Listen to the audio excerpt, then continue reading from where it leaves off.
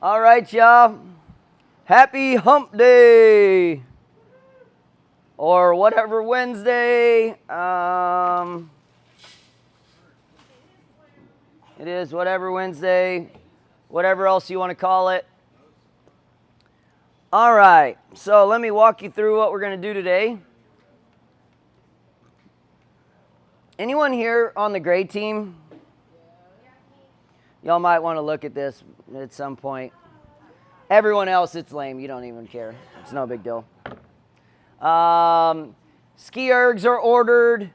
So those, I got a shipment notification this morning that those are being shipped out. So we should get those pretty soon. We ended up getting 4 ski ergs.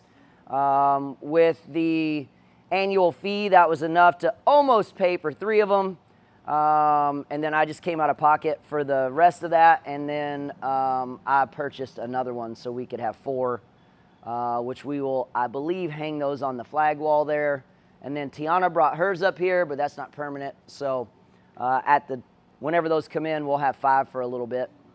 But anyway, so that'll wrap up everything with Battle of the Horns. We got the plaque now. I'll hang that in the next couple of days after everybody looks at it. And then we should get ski ergs, I would guess, in the next week. And if you're one of those people that love those pre-made element drinks with the carbonation, we finally got some more of those back in. And at some point, I'm assuming that Kill Clip will send me more drinks, but they've been out of stock forever, which is odd because I can see them at the grocery stores, but I can't get them. That's weird. So anyway, we're catching up on all that stuff. Today we're going to start out with 4 minutes of cardio. You got 60 feet of heel walks, so lift your toes up, walk the length of the rig, try not to let your toes touch the ground, and try to stand up. Then you've got pec stretch, so hand or elbow, shoulder height, rotate your body away, stretch out that chest. Then the Samson lunge, you're down on one knee.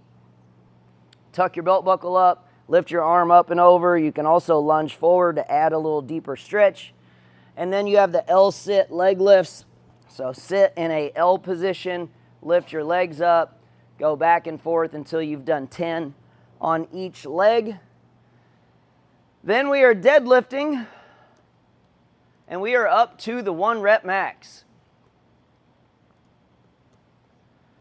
So, much like in the previous weeks, we want our technique to be as good as possible. I cannot stress this enough, that when you're deadlifting, your spine position is the most important aspect of the deadlift. So if you look at his tailbone and his neck, between his tailbone and his neck, that's his spine. I know y'all aren't dumb, but just explaining. That spine should be like this while you're deadlifting.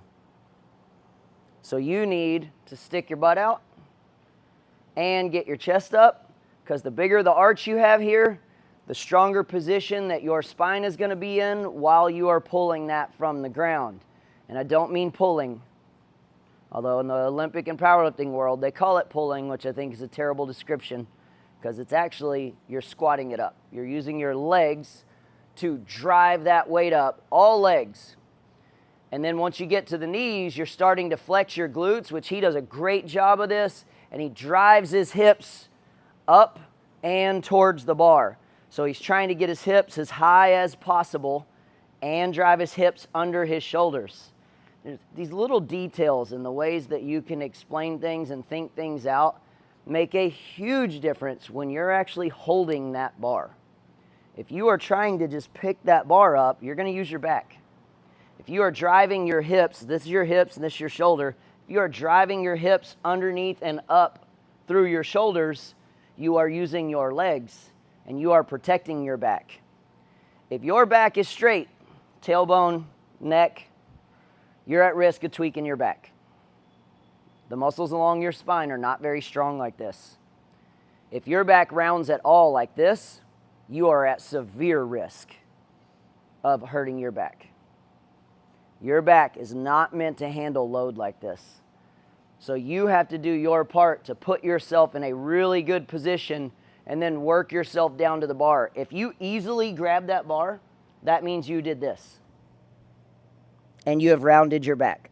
You cannot fix that from the bottom. I have an extreme arch in my lower back, and I can't fix mine from the bottom. It's just not biomechanically correct. You've already activated muscles in that rounded back position. You can't correct that from the bottom. You've got to put yourself in that position up here and then drive your hips back and then squat yourself down to the bar in order to keep that. And if you watch him, he's in this, he's trying to do like a high hamstring position, but he's got extremely flexible hamstrings, and his lower back has a giant extension in it. So he can get himself down in position, and he's activating his hamstrings when he reaches for the bar, and then he grabs a hold, and then he locks his lats in to get even tighter, and then he drives himself up. Most people's hamstrings are too tight to be able to set up like this. But this guy clearly has been doing this for a long time, right? So he knows, he is a biomechanics specialist. He teaches coaches at a college on how to lift properly. Like, he knows what he's doing. He knows how to activate the muscles properly. Most people don't have that type of mobility to get that deep there. So anyway, we are doing 1 rep every round. You've got 60 seconds for the first 5 rounds. Then you got 90 seconds for the next 5. If you want to do more reps, you're more than welcome to. Like, if you want to get some more warm-up reps in the earlier rounds, have at it. You don't have to, but you can, and you work up to your heaviest 1 rep.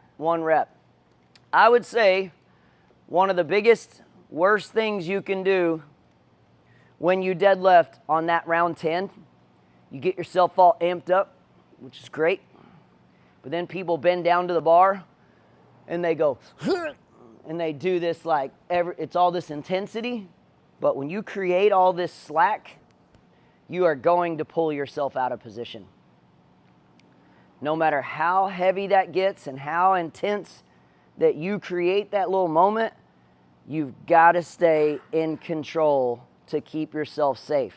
If you're in a good position, you can attempt 1,000 pounds and you're at no risk. If you explode against a bar, it doesn't matter if it's half your max, you can hurt yourself. But if you're in good position, you can attempt any weight and you are safe. Any weight. But that first inch needs to be relatively slow off the ground to make sure you're maintaining position as you're struggling. If you explode, you're normally going to come out of position, and then you're going to stay out of position. You will not correct that. It's not possible. So be as safe as possible. Work up to the heaviest weight that you feel comfortable with. Then we have a WOD today called the Wheel of Doom. Doom. It's from a YouTube show that's out right now. It's called 50 States in 50 Days. It's pretty funny. Actually, it's terribly cringy in the beginning, but if you can get through that, it's pretty funny.